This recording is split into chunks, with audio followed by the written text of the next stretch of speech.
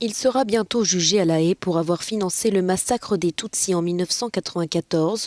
Pourtant, il est encore un lieu au Rwanda où la personnalité de Félicien Kabuga est encore admirée. À Nyange, son village natal, situé à 100 km au nord-ouest de Kigali, certains défendent le parcours de celui qui a commencé fils d'agriculteur modeste pour devenir l'homme le plus riche du Rwanda.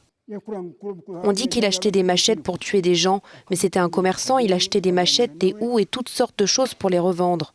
Je ne peux pas confirmer le fait qu'il ait acheté des machettes pour tuer des gens.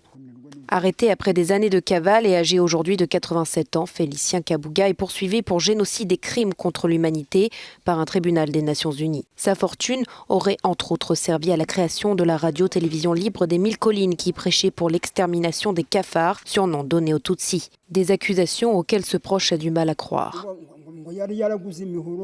Il avait l'habitude d'organiser des fêtes et d'inviter tous ses voisins. Lors de ces fêtes, il parlait à tout le monde, nous étions toujours nombreux, mais il nous accueillait chaleureusement.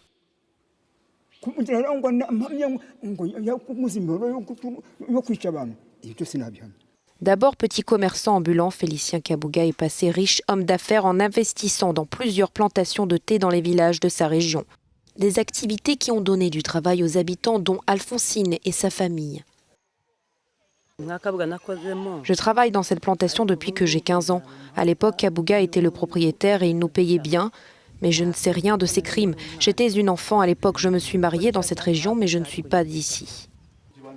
En 2013, ces immenses plantations de thé ont été vendues aux enchères pour 147 000 €, somme que le gouvernement de Paul Kagame a promis de verser aux survivants du génocide.